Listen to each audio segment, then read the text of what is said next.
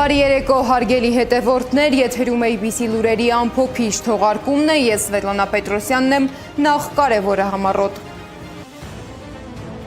Արաբ գիրում տեղի ունեցած վիճաբանությունը դարձել է քաղաքական մեծ աղմուկի պատճառ, ինչ է իրականում տեղի ունեցել եւ ով է այն կինը, որը հակադարձել է Փաշինյանին։ Մեկ զոհ, 10 ձերբակալված, անթիվ քրեական գործեր, ինչ է կատարվել քարոզարշավի 10 օրերին։ Սահմանների եւ սահմանազատման թեման շարունակում է մնալ քարոզարշավի ամենակննարկվող հարցերից մեկը, ինչ տարածքների մասին է խոսքը եւ ինչ ռիսկեր են տեսնում ընդդիմադիրները։ Թուրքիայի արտգործնախարարը խոսել է ռուս-ուկրաինական պատերազմի հնարավոր կարգավորման մասին, կհաջողվի միջազգային միջնորդությամբ հասնել կայուն խաղաղության։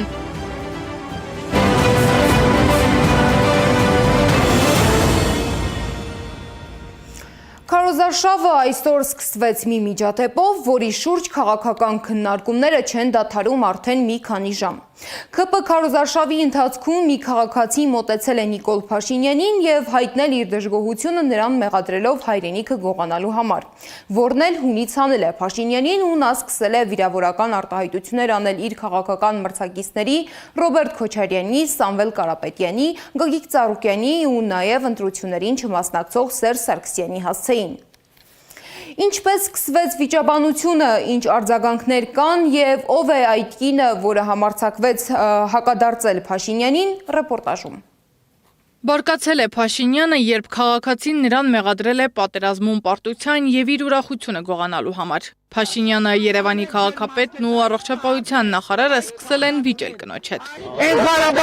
Ղարաբաղի акցենտով մի րոպե։ Այն Ղարաբաղի акցենտով։ Լսեք։ Ես Ղարաբաղի акցենտով որ մասկետով մի րոպե լսեք, սպասեք։ Ղարաբաղի акցենտով մի րոպե սպասեք։ Շատ լավ է ճանաչում։ Մի րոպե լավ է։ Ռոբիտ կզացնելու եմ, շոքացնելու եմ, սատկացնելու եմ։ Քաղաքացիական պայմանագիր կուսակցության քաղաքականությանը դեմ արտահայտված կնոջ վրա գոռում, ապա ձեռքերից քաշքշում են։ Իրենց քաղաքականության դեմ կարծիք արտահայտած քաղաքացին ըստ իրենց կամ Հայաստանի երկրորդ կամ երրորդ նախագահների աջակիցներն են։ Եթե այս երկուսից որևէ մեկի աջակիցը չէ, ապա հաստատ Սամվել Կարապետյանի աջակիցն է։ Մինչդեռ ՔՊ-ից դժգոհող այս կինն ընդամենը բժիշկ է, որի եղբայրն անհետ կորել է 2020 թվականի հոկտեմբերի 6-ից։ Ես չէի կարող հանդուրժել, որ թուրքը գա իմ շենքի դեմը, իմ տարածքն պղծի եւ ես չարտահայտվեմ։ Ձեր եղբայրը 44-օրյա պատերազմում է անհետ կորել։ Ես անկեղծ ասած, այո, իմ եղբայրս 44-օրյա պատերազմի բռնի անհետացած բարձրաստիճան սպա Հրանտ Պապիկյանն է, բայց հավատացեք, իմ առաջին հոգու պորտքումը դա իմ հայրենիքի կորուստն է։ Դուք գողացել եք իմ հայրենիքը։ Այս նախադասությունն է առաջինը հնչեցրել Արփինե Սողոյանը, ինչն է ստիպել է Փաշինյանին հունից դուրս գալ։ Միջադեպը մեծ արձագանք ստանալուց հետո Նիկոլ Փաշինյանը հստակեցրել է, ինքը ոչ մի կնոջ չի թիրախավորել։ Նրանք, ովքեր գալիս են ստեղ Ղարաբաղի акցենտով սպառնալիքներ են ձևակերպում, դրանք բոլորը փախածներ են, ճողոպրածներ, վախկոտ ստահակներ են դրանք բոլորը, վախկոտ ստահակներ, ինչ պագոն ուզում ունենան վրեն, այդ վախկոտ ստահակներից մի մասը մի դատվում է, ու նրանք է պետք է դատվեն նստեն, ու այն դատական մաֆիաները, որ նրանց անընդհատ ազատ են արձակում, այդ որ բարձունքներ են տվել, այդ որ դիրքեր են տվել, որ ինձ մեղադրեն, որ իշխանապողություն անեն, գլուխները պատեն։ Բուռն քննարկումներից հետո լրատվամիջոցները սկսեցին գրել, որ թիվ 16 պոլիկլինիկայի տնօրենը, որտեղ աշխատում է Արփինե Սողոյանը, հրահանգ է ստացել հեռացնել աշխատանքից վերջինիս։ Ինքը տնօրենը հերքում է։ Հրահանգ չի ստացել, բայց գրավոր նկատողություն Սողոյանն անպայման ստանալու է։ Նմանատիպ հրահանգ չկա, նմանատիպ դեպքերը բոլորը դրվում արում քննարկման, պլանջումից գործող կարգի բացատրագիր եւ ըստ այդմ էլ ապնիկ առաջորդում է աշխատակային օրենսգրքով։ Այսինքն մեկ այլ միացած դեպքում մեկ այլ մեկնիկից հրահանգ են տալի, չկա դες բան։ Ես ընդհանրապես բացառում եմ աշխատանքից անում բացակայությունները, այո ինքը բացակայել աշխատանքից, ես արդեն նշել եմ, ժամանակից ինքը բացակայել աշխատանքից, ինքը ունեցել է շահառու այդ բանին, որը պետք է լինի, որ այսինքն դա ծնդատուն է եւ ինքն պատասխանատու անձ է։ Այսինքն բացառում եմ եւ կարծում եմ շատ սխալ է ժամկես բացակայել աշխատանքից։ Ըստ բժշկական կենտրոնի տնօրենի Սողոյանին նկատողություն են տվել աշխատանքից ուշանալու համար, նա հրաժարվել է բացատրություն տալ եւ ընդունել է, որ 1.5 ժամ ուշացել է։ Սակայն միայն այս դրվագով չի սահմանափակվել ԿՊ-ն։ Արաբկիրում քարոզարշավի ժամանակ քաղաքացիներն անդադար մոտենում ու իրենց դժգոհությունն էին արտահայտում։ Քննադատություն լսելիս էլ Փաշինյանը բորբոքվում էր, բղավում, սպառնում ու նորից վերադառնում այսպես կոչված նախկիններին պատժելու խոսույթին։ Սեդամ Ակարյան, Էդիկ Մալաքյան, Գեղամ Ղազարյան, ABC Media։ Արաբկիրում տեղի ունեցած սկանդալային միջադեպից հետո թեմային անդրադարձել է նաև Արփինե Սողոյանի դուստրը, փաստաբան Տաթևիկ Սողոյանը։ Նա ֆեյսբուքյան ուղիղ եթերի ընթացքում խոսել է մոր հետ տեղի ունեցածի եւ կատարվելի գործողությունների մասին։ Մայրիկիս եւ Նիկոլ Փաշինյանի միջև տեղի ունեցած այդ բանավեճին, այդտեղ քրյա իրավական տար արկա չէ եւ զուտ իմ այսպես ասած սպորտային հետաքրքրությունը բավարարելու համար, որ այ տեսեք, եթե դուք գնում եք այն մի մեկնաբանություն գրող կնոջը ձերբակալում եք ատելության խոսքի համար, բա այստեղ ինչու օրինակ Նիկոլ Փաշինյանի չեք։ Ես այդ աբսուրդի թատրոնի ժամանակ եւ ռեսուրս եւ նյարդեր տրամադրելու ցանկություն չունեմ, որովհետեւ համոզմունք էլ չունեմ, որ առհասարակ այս տեսակ խոսույթները պետքա քրեական հետապնդման ենթարկվեն, դա իմ համոզմունքն է եղել, որը ես արտահայտել եմ մինչև այս միջադեպը հիմա եւ կարծում դրանից հետո եւս։ Փաշինյանը նաև մի տեսանյութի է անդրադարձել, որտեղ դիմակավորված մարդիկ իբր սպառնում են իրեն։ Սակայն ուշագրավ է, որ Փաշինյանի հայտարարությունից հետո տեսանյութը արագ տարածվել է իշխանական կայքերում, ինչը հանրային դաշտում նոր քննարկումների ու կասկածների տեղիք է տվել։ Ով է կանգնած այս տեսանյութի հետևում եւ ինչու այն հայտնվեց հենց հիմա, սա իրական սպառնալիք է, թե հերթական քաղաքական սադրանքը ռեպորտաժում։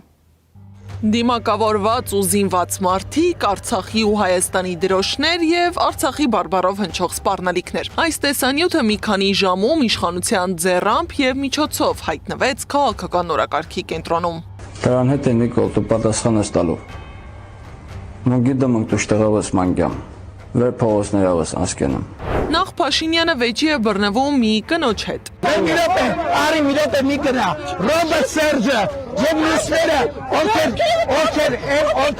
մի րոպե հանգիստ։ Լսեք, ես լսեցի դուք ինձ լսեք։ Ես լսեցի։ Ուրեմն այն մասկեքով որ Ղարաբաղի акցենտով խոսում է, դրանք փախածներն են։ Փախածները։ Իսկ հետո դիտում տեսանյութը ու լայվ մեկնաբանում երկրի ղեկավարին ոչ հարիր բառապաշարով։ Դες փսլինքներին նայ, եկել են մասկային։ Հələ սրազում եք։ Այդ փսլինքները հələ մասկեքներ քանեք դուս եք եկել։ Այ համբարը։ Ասել եմ, այս մասկեքը հատ քցնելու եմ ու հատ հանելու եմ ու մտցնելու եմ համապատասխան տեղը, չոքցնելու եմ ձեզ։ Տեսանյութի սկզբնաղբյուրը հայտնի չէ, սակայն Facebook-ում եւ Telegram ալիքներում տեսանյութի տարածումից հետո սկսվեցին քննարկումները։ Սա իրական սպառնալիք է, թե քաղաքական նպատակներով ստեղծված սադրանք։ Փորձագետի կարծիքով մտածել, որ սա պատահական է հիմա հայտնվել շրջանառության մեջ, միամտություն կլինի։ Պետք է փնտրել նրան, ում ձեռնտու է հանցանքը։ Բավականին հստակ է, որ դա ձեռնտու է իշխող ուժին, վարչապետ Փաշինյանին, եւ մենք տեսնում ենք նաեւ, թե ինչպես բավականին արագ եւ բավականին լայնորեն իշխող ուժը փորձում է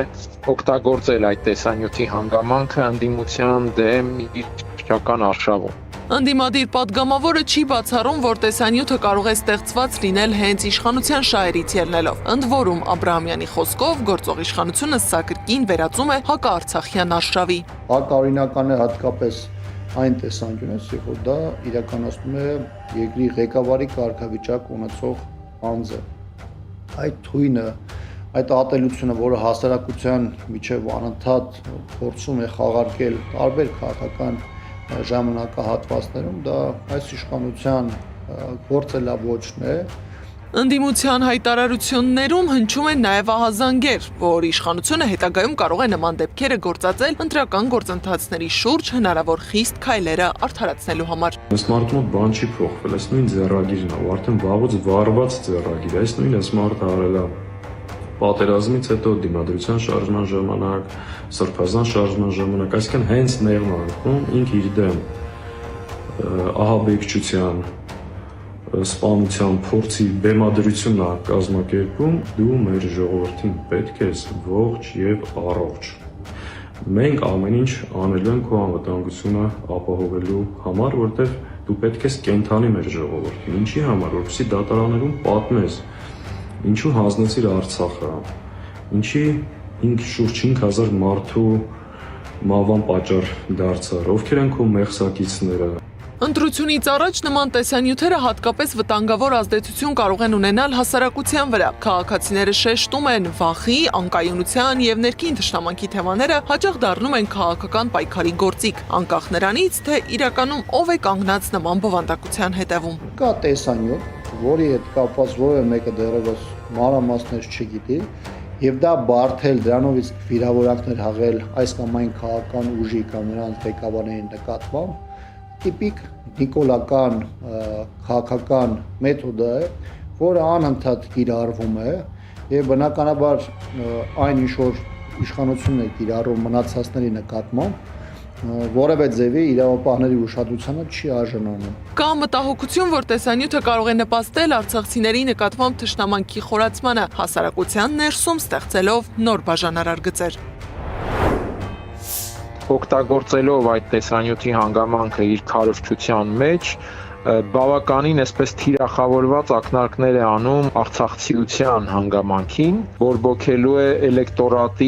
իր էլեկտորատի տրամադրությունները արցախցիների նկատմամբ։ Քննչական կոմիտեն նախաձեռնել է քրեական վարույթ մի խումբ անձանց կողմից սպանության նախապատրաստության, համակարգչային սաբոտաժ կատարելու եւ հրազենի ռազմամթերքի ապօրինի շրջանառության դեպքերի առթիվ։ Կատարվում է նախաքննություն, հանցագործություն կատարած անձանց ինքնությունը բացահայտելու համար։ Այս ամբողջ աժիոտաժի մեջ գլխավոր հարցը մնում է նույնը՝ ով եւ ինչ նպատակով է հրապարակել այս տեսանյութը, բայց արդեն ակնհայտ է, ընտրությանը զուգահեռ Հայաստանի ներքաղաքական դաշտում պայքարը տեղափոխվում է ոչ միայն քաղաքական հայտարարությունների, այլև վախի, սպառնալիքների եւ հանրային լարվածության տիրույթ։ Գառնի Մութաֆյան, Գեգամ Ղազարյան, ABC Media։ Քարոզարշավի ժամանակ Փաշինյանը երկրորդ անգամ է պորտկացել Արաբկիրում։ Նա կրկին թիրախավորել է արցախցիներին, այս անգամ էլ ավելի վիրավորական բառերով։ Քարոզարշավի 11-րդ օրը անցել է լարված մթնոլորտում, մանրամասները տեսանյութում առանց մեկնաբանության։ Ուրեմն ես ասում եմ, այդ լակոտները, որ գալիս մեծ բրդում են, թող բացատրեն ինչ են իրանք կենթանի եւ ինչ են մեր տղեկը զոհված։ Թող բացատրեն։ Էական չի, իրանք իրավունք չունեն գանստեղ խոսալ։ Իրանք պետք է գնան վեր ընկնեն տեղները եւ հանգիստ նստեն։ Թող իրանք այդ Արտուր Օսիպյանից թող բացատրի ինքը ինչի է կենթանի, ինքը ինչի է զոհված, ինքը ինչի չի զոհված, ինքը ինչի է հիմա եկել են մեզ ասում են 5000 զոհ։ Ինքը ինչի է կենթանի, պետքա բացատրի։ Թիկունքում բաներ անում, պայոկեր ուտում թիկունքում։ Նա տելեկել է բանա, յակը միսկի խումբա Ղարաբաղի հարցը, չկա Ղարաբաղի հարց։ Ով որ ուզենա Ղարաբաղի հարց բացի, ինձ հետ գործ ունենալու Հայաստանի ժողովրդի հետ գործ անել։ Ղարաբաղի հարցը փակված է։ Մեկ որ դուք ասում եք, որ Արցախը մերն է, Շուշին մերն է, բայց մեկ որ ասում եք, որ Շուշին դժբախտ դժգույն քաղաք է։ Ուզում եմ հասկանամ, հիմա ո՞նց հասկանաք։ Արփի ջան, այդ թեմայի մասին այնքան խոսել են։ Խնդրում եմ, իմ երկիրը ծախել է, դուք իմ երկիրը ծախել եք, իմ Արցախը։ ուզում եմ նկարվել։ Որտեղ ես ապրել եմ։ Շատ լավ, Վալիկա։ Կմեծանաք Ես արդեն հասկանում եմ, որ ես հասկանում եմ, թե այսքան ժողովուրդն է հասկանա, որ դուք ծախել եք Արցախ։ Ես քեզ սիրում եմ։ Ասում եք ավելի կոնկրետ ասել։ Այո, սատիկների բանը քիչ քչած։ Անկես եմ։ Լավ, զիշեցիր։ որտե՞ց բծվածի։ Որ փախցրի քեզ ինքերից։ Որտե՞ց փախցրից։ Այ փախացրեք։ Արա դու ինչ գործ ունես տեղ ընդհանրապես։ Արա դու ինչ գործ ունես տեղ ընդհանրապես։ Այսով թե նարասրավ։ Եկել են մապտապտանը, այս Ղարաբաղի պսևդոելիտաները, ռակները պաշեկար անցարապես։ Ով եք դուք նրա։ Արտուր Օսիպյանը գլուխը պատին ես տվել Արտուրը, գնալ զոհվել մեր երեխեքի տեղը։ Շատ եմ խնդրում ձեզ, մի քիչ ժողովուրդի հետ խոսալիս փոխեք այդ տոնը։ Որ տոնը։ Այդ կանանց վրա հարցակում է։ Կանանց վրա հարցակում Ես չկա։ տեսել եմ YouTube-ն էլ է ցույց տալիս աղա։ Կանանց վրա ոչ մի հարցակում չկա, հարցակում կա։ Ես կանանց հարգում եմ, որ բոլոր քաղաքացիներին են հարգում։ Ես այդ հարգանքը չեմ տեսնում։ Ես հարգում եմ ձեզ, ես հարգում եմ ձեզ։ Այդ ձևերն էլ արդեն չի անցնում։ Խնդրում եմ ձեզ, ձեր լեքսիկոնի վրա աշխատեք։ Ես աշխատում եմ, Աշխատեք շատ, շատ աշխատեք։ Որ Այո, մարդիկ ձեզ տեսնելիս եղավ։ Արդարություն ունի նաև երկնային արդարությունը, դուք պատասխան տալու եք ձեր արած։ Բնական, իսկ ինչու միայն ես։ Ինչի իսկ միայն ես։ Միայն ես։ Միայն ես։ Չէ, ձեր թիմով։ Դուք չէ, դուք երաշխավորված եք, դուք ազատագրված։ Մարասների համար պատասխան։ Բոլորս էլ մենք Մարասների հետ կապ չունեք։ Ես 5000 հոգու մավան պատասխան։ ասում եմ Իդեպ Փաշինյանի հետ վիճաբանած արցախցի Արթուր Օսիպյանը ձերբակալվել է, հայտնել է փաստաբան Ռոման Երիցյանը։ Առաջ ինձ հետ կապ են հաստատել Արթուր Օսիպյանի հարազատները եւ տեղեկացրել, որ վերջինս ձերբակալվել է։ Ավելի կոնկրետ նրանք գտնվելու վայրի մասին Արթուր Օսիպյանի որևէ տվյալ չունեն, հեռախոսները անջատված են, իսկ Facebook-յան էջն էլ, որտեղ վերջինս եւ մանավանդ վերջերս ակտիվորեն քննադատում է Նիկոլ Փաշինյանին, ընդհանրապես հեռացվել է համացանցից։ Նախընտրական լարված մթնոլորտին անդրադարձել է նաև մարդու իրավունքների պաշտպանի գրասենյակը։ ՄԻՊ-ը հայտարարել է, որ քաղաքական խոսույթում աճում են վիրավորանքը, անհանդուրժողականությունն ու ագրեսիան, ինչը խորացնում է հասարակական բևեռացումը։ Պաշտպանը կոչ է անում քաղաքական ուժերին հրաժարվել ատելության եւ թշնամանքի լեզվից ու քաղաքական պայքարը կառուցել փոխադարձ հարգանքի հիման վրա։ Մեկ զոհ, տասնյակ ձերբակալություններ, խուզարկություններ, քրեական գործեր եւ աճող լարվածություն քաղաքական դաշտում։ Սա քարոզարշավի այս 11 օրերի պատկերն է։ Հայաստանում նախընտրական պայքարը աստիճանաբար դուրս է գալիս քաղաքական հարթակից եւ տեղափոխվում է իրավական ու ուժային դաշտ։ Ինչ է կատարվում իրականում։ Իրավապահ համակարգը գործում է արդյոք հավասար բոլորի համար, թե քաղաքական պայքարի գործիք է դարձել։ Ռեպորտաժում։ Քարոզարշավի 10-րդ օրն է, 10 օրում մեկ զոհ, եւս 10 ձերբակալված, անթիվ քրեական գործեր։ Քաղաքացիական պայմանագրի քարոզարշավն ընթանում է լարված միջավայրում։ Յուրաքանչյուր փոքր քայլ կամ խոսք, որը կարող է վնասել սեփական համբավին, սուր է ընդունվում քաղաքացիական պայմանագրի կողմից ոչ միայն Նիկոլ Փաշինյանի արձագանքի, Արի մի րոպե մի կրա, Ռոբերտ Սերջը եւ մյուսները, ովքեր մի րոպե հանգիստ այլ նաև պաստառ պոկելու համար հոգեբանական ու ֆիզիկական խնդիրներ ունեցող անձանց կալանավորման ու մահվան դեպքերով։ Վարչական դույժ ենթադրող զանցանք կատարած անձին կալանավորել, ապա հոգեբուժարան էին տեղափոխել ՔՊ-ի պաստառը վնասելու համար։ Նույն օրը Հայաստան դաշինքի պաստառն էին պատառոտել։ Իրավապահների արձագանքը համաչափ չէր։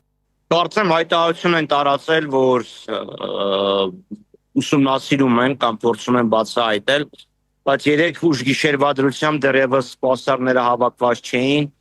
եւ կարծեմ քաղաքային իշխանությունները դիտմամբ գիտակցաբար են դա անում։ Ուժեղ Հայաստանի 10 անդամ էլ 3 դարձան քաղաքացիական պայմանագրի ձերբակալության հերթական զոհերը։ Ուժեղ Հայաստանի մայիսի 17-ի իրազեկման ժամանակ քաղաքացիական պայմանագիրը եւս մեծավանում էր։ Դաշինքի անդամ Գոհար Մելոյանի խոսքով ձերբակալությունները հրահրված սադրանք էին ՔՊ-ի եւ տեղում քարոզարշավն անցկացնող Սուրեն Պապիկյանի կողմից։ Քաղաքացիական պայմանագիրը գալիս է քարոզչություն իրականացնելու։ Ինչպես հերթական օրը ուժեղ Հայաստանի համագիրները իրազեկման ակցիա են իրականացնում։ Մեր համագիրները տարբերանշաններով, առանձին հատվածում համախմբված կանգնած են եւ իրականացնում են իրազեկում։ Ինչ է անում քաղաքացիական պայմանագիրը, որը այդ պահին ուղեկցվում է եւ առաջնորդվում է պաշտոնատար անձի կողմից։ Առաջին, կար այլընտրանքային ճանապարհ, որպեսզի քաղաքացիական պայմանագիրը շարունակեր իր հավաքն ու իրազեկումը։ Երկրորդ, մեր ժողովուրդը խաղաղ կանգնած էին եւ որևէ կերպ ոչ միայն չեն սադրում, այլև փորձում են սադրանքի չտրվել։ Երրորդ, քաղաքացիական պայմանագրի ներկայացուցիչները գալիս են, մխրճվում են սադրելով ժողովրդին։ Արդյունքում բերման են ենթարկում ուժեղ Հայաստանի 10 համագիրների։ Ապրիլից մայիս ուժեղ Հայաստանի անդամների խմբակային ու անհատական ձերբակալության ավելի քան 10 առանձին դեպքեր են եղել։ 14, ապա 17 անդամների բերման են ենթարկել, խուզարկել ուժեղ Հայաստանի մարալիկի գրասենյակը, ձերբակալել Գոհար Ղումաշյանին, Վերժինե Ստեփանյանին, կալանավորել Արթուր Ավանեսյանին։ Շարքը կարող ենք երկար շարունակել, բայց իշխանության թիրախը միայն ուժեղ Հայաստանի անդամները չեն։ Օրերս խուզարկություններ ու ձերբակալություններ եղան նաև Հայաստան դաշինքի Սպիտակի գրասենյակում։ Սա բացահայտ անհավասար պայքար է, որտեղ թիրախավորված են ընդդիմադիր քարոզարշավի մասնակից ընդդիմադիր կողմերը։ Եվ սա արվում է անթաքույց եւ կալանավորումներով, ձերբակալություններով, իբր ընտրակաշարքի խոստումներով, բազմաթիվ անգամներ տեսնում ենք, որ դրանք չեն հիմնավորվում։ Իրավական համակարգը անկախ լինելու փոխարեն փաստացի ծառայում է Նիկոլ Փաշինյանին, պնդում է իրավապաշտպանը։ Հատուկ հրահանգ ունեն եւ գործում են Նիկոլ Փաշինյանի, հենց ծառայում են Նիկոլ Փաշինյանին եւ ոչ թե իրավապահ համակարգը ամբողջությամբ ծառայում է Նիկոլ Փաշինյանին։ Սա այնքան ակնհայտ է, որ համաչափության մասին խոսելը անգամ ավելորդ է։ Իսկ իշխանությունը անգամ վարչական իրավախախտումների դեպքերում է կալանքն օգտագործում որպես պատժի ձև։ Հաշվի չառնելով, որ միջազգային եւ տեղական բոլոր օրենսգրքերը հուշում են, կալանավորումը որպես խափանման միջոց կիրառելը թույլատրելի է միայն ծայրահեղ դեպքերում։ Վախի մթնոլորտ ստեղծելն ու ընտրության մասնակիցների թվի կրճատումն է ներկա վարչախմբի խուճապահար վարքագծի պատճառը, ասում է քաղաքագետը։ Իշխանական թիրախը Նիկոլ Փաշինյանի համար հենց սա է, որովհետև որքան ավելի մեծ լինի մասնակցությունը, այդքան ավելի մեծ կլինի հավանականությունը Հայաստանում անցնցում քաղաքական փոփոխություններ տեսնել։ Ինքը կալանավորելով մարդկանց, վախեցնելով մարդկանց, կարծում է, որ ավելի երկար կարող է մնալ կառավարական առաջին շենքի վարչապետական հաթոռին նստած։ Նախընտրական փուլում ձերբակալությունների ու կալանավորումների այս ալիքը ուղեկցվում է ոչ միայն օրենքի ակնհայտ խախտումներով, որոշ դեպքերում այն ողբերգական դեպքերի է հանգեցնում։ Իսկ եվրոպացի դիտորդների լռությունը քաղաքագետի համոզմամբ կասկածի տակ է դնում նրանց ժողովրդավարության բասյոնի կերպարը, ստեղծելով տպավորություն, թե նրանք առաջնորդվում են ոչ այնքան ժողովրդավարական սկզբունքներով, որքան այն հաշվարկով, թե տվյալ պահին որ իշխանությունն է ժողովրդավարության բասյոնի ամենահարմար տարբերակը։ Սեդա Գյուլերյան, Նոնա Գևորգյան, ABC Media։ Քարոզարշավի մյուս առանցքային թեման շարունակում է մնալ երկրի սահմանների և հնարավոր տարածքային փոփոխությունների հարցը։ Հանդիպումներից մեկի ընթացքում բարձրացված հարցերին ի պատասխան Նիկոլ Փաշինյանը անդրադարձել է Տավուշի մի շարք բնակավայրերի և սահմանազատման գործընթացին, ինչը դարձել է լայն քննարկման առարկա։ Ընդդիմադիր շրջանակները պնդում են, որ Փաշինյանի հայտարարություններն ակնարկում են հնարավոր տարածքային զիջումներ։ Ինչ տարածքների մասին է խոսքը, ինչ անվտանգային ռիսկեր են տեսնում ընդդիմադիրներն ու փորձագետները, ռեպորտաժում։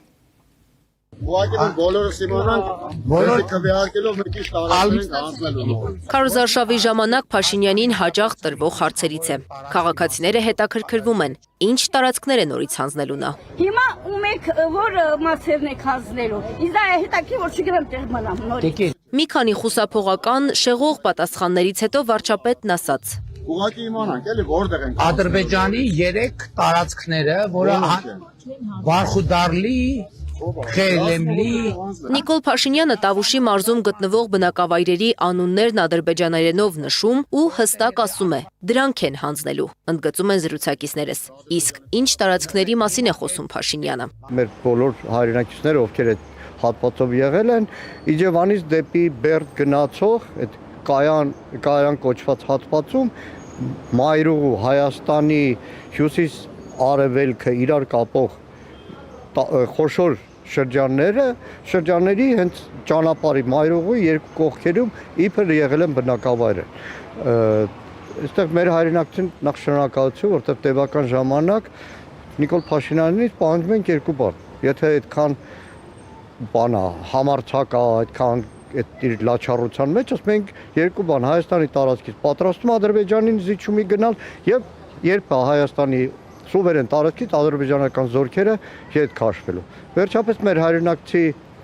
հարցադրմանը ընդունեց, որ այո, պատրաստվում են իր վերարտադրման ժամանակ շարունակելու են Հայաստանից կտոր Ադրբեջանին հանձնել։ Փաշինյանի խոսքով սահմանազատման եւ սահմանագծման գործընթացի հետևանքով են Ադրբեջանին հանձնելու իր նշած 3 տարածքները։ Չէ, դա սահմանազատման արդյունքում մենք լուծումներ պետք է գտնենք, թե ինչ ենք անում, որովհետեւ եթե Արցախաշենը հետ է գալիս ամբողջությամբ, չի կարա չգա։ Չի կարա, կարար լինի համաձայն։ Ստացվում ենք մի օկուպանտ ենք, պարոն Փաշինյան, որ Ադրբեջանի տարածքները Լսեք, հիմա այդ բաները, այդ տերմինները այլևս անցյալում են։ 2020 թվականից հետո Ադրբեջանը Հայաստանի մի շարք մարզերից տարածքներ է օկուպացրել եւ գործող իշխանությունն ադրբեջանցիներից չի պահանջում դուրս գալ Հայաստանի սուվերեն տարածքից, նշում է պատգամավոր Տիգրան Աբրահամյանն ու թվարկում Հայաստանի սուվերեն տարածքի որ հատվածում են ադրբեջանցիները։ 44-օրյա պատերազմից հետո 21-22-23 թվականներին ադրբեջանական ներխուժումների հետևանքով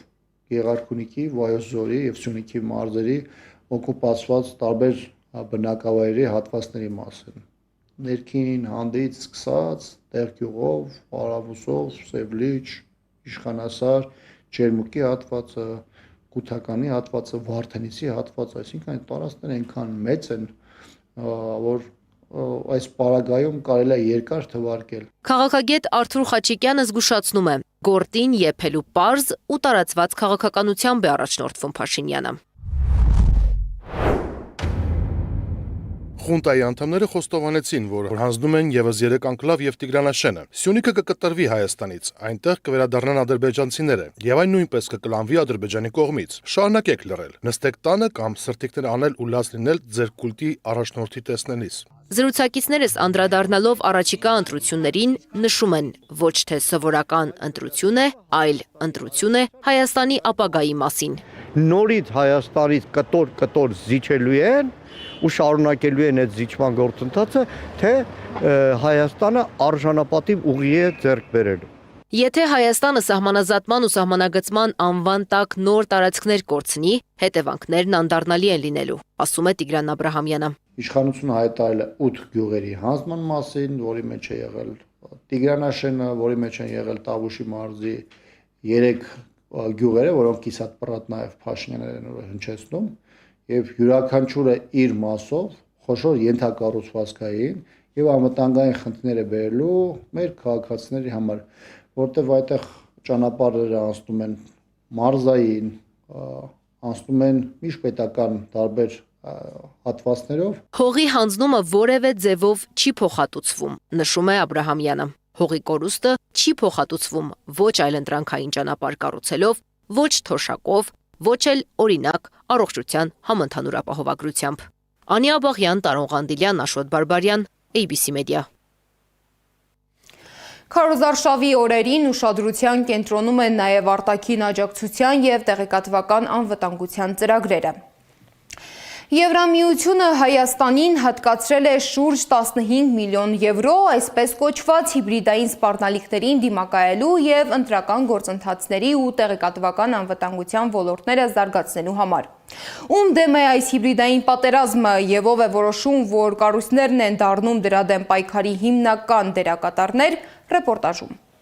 15 միլիոն եվրո պետք է տրամադրվեր Հայաստանին այսպես կոչված հիբրիդային պատերազմի դեմ դիմակայունությունը բարձրացնելու նպատակով։ Թե կոնկրետ ինչպես է Եվրամիությունն աջակցում Հայաստանին դիմակայելու նախընտրական շրջանի հիբրիդային հարձակումներին, նույնիսկ Հայաստանի Հանրապետության կառավարությունը տեղյակ չէ, կամ էլ տեղյակ է, բայց չի ուզում ասել։ Ինչ որ մի բան այդ Արտեմիս ծրագրի շրջանակներում տրամադրվել է կենտրոնական ընտրական հանձնաժողովից, նշելով որ գումարը չէր մտել Հայաստանի բյուջե, եւ ինչ որ ՀԿ-ների անկախ լրագրողների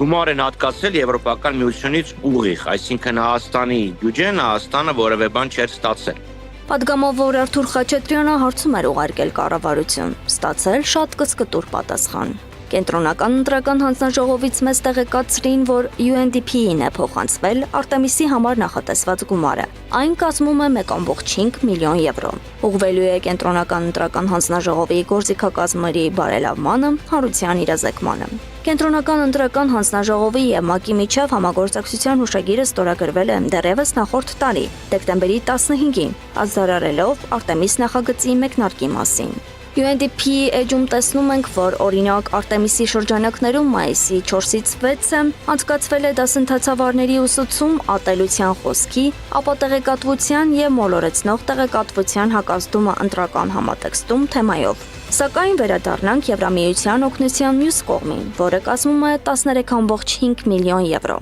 Ըստ Արթուր Խաչատրյանի ենթադրելի է, թե որոնք են այն հասարակական կազմակերպությունները, որոնք ֆինանսավորում են ստացել, ստանում եւ ստանալու, եւ Հայաստանի Հանրապետության կառավարությունը ոչ թե տեղյակ չէ, այլ չի ուզում ասել։ Միջազգային կազմակերպությունները, որոնք երկրում գործունեություն են ծավալում, իրենք կառավարության հետ բավականին սերտորեն համագործակցում են որպես կանոն։ Կամ նույնիսկ եթե չեն էլ համագործակցում, ապա տվյալների փոխանակում լինում է։ Դրանից բացի եվրոպացիները պետք է ենթադրեն, որ ինչ-որ մրցույթներ կարող է կազմակերպած լինեն։ Նախընտրական շրջանում ապա տեղեկատվության դեմ պայքար ավելի տեղեկացված եւ դիմակայուն ընտրազանգված։ Այս ամենի համար աշխատում են բազմաթիվ հասարակական կազմակերպություններ, փաստեր ստուգող հարթակներ, որոնցից գլխավորի փաստերի ստուգման հարթակին զուգահեռ հաճախ ստիպված է լինում աշխատել փաստերի ստուգման հարթակների ստուգման հարթակը, որպեսզի փաստերը ընտրովիչ ստուգվեն։ Ուզենային ցանկություն ունենային իհարկե տեղեկությունները իրancs համար հասանելի կլինեն եւ իրանք կարող էին այդ տեղեկությունները նաեւ ինձ ներկայացնել, այնպես որ ես կասկած ունեմ, որ իշխանությունները փորձում են շատ չտիրաժավորել, թե ովքեր են այդ գումարի շահառուները։ Քաղտեխնոլոգ Վիգեն Հակոբյանին մինչև հիմա մի հարց է հետաքրքրում, որից էլ կախված են մյուս բոլոր հարցերի պատասխանները։ Ով է վարում Հայաստանի Հանրապետության դեմ հիբրիդային պատերազմ, որտեղից են վարում, ինչ ուժեր են վարում եւ այլն եւ այլն։ Թե ինչ հասարակական կազմակերպություններ են ֆինանսավորվում, ում շահերն են սպասարկում, հարցի մյուս մասն է։ Մինչ այդ պետք է պարզել, ինչու Հայաստանի Հանրապետությունը պաշտոնապես չի հայտարարում, թե ում դեմ է այս հիբրիդային պատերազմը։ Օրինակ ըստ իս հիբրիդային պատերազմ Հայաստանի Հանրապետության դեմ վարում են Ադրբեջանը եւ Թուրքիան։ Տվյալ դեպքում Ադրբեջանը։ Իսկ եթե գլոբալ առումով նրանց հետևում կանգնած գերտերություններից ոմանք։ Բայց դա իմ տարբերակն է, որովհետև ես ակնհայտորեն տեսնում եմ, որ Հայաստանի Հանրապետությունը կառավարվում է դրսից, Հայաստանի Հանրապետության այսօրվա իշխանությունները իրենք ըստ էության միջանկյալ օղակ են ընդամենը եւ սպասարկող օղակ են օրինակ Ադրբեջանի եւ Հայաստանի ժողովրդի միջեւ։ Եվրամիության կողմից վերջին շրջանում ֆինանսավորվող նախագծերը բազմաթիվ են եւ տեսանելի նույնիսկ այս կայքում։ Իսկ գլխավոր հարցը մնում է բաց. արդյոք այս ամենը ծառայում է բացառապես ժողովրդավարության զարգացմանը, թե նաեւ Հայաստանի քաղաքական ապագայի ձևավորմանը եվրոպական շահերի շրջանակում։ Անահիտ Սարգսյան, Նոնա Գևորգյան, ABC Media։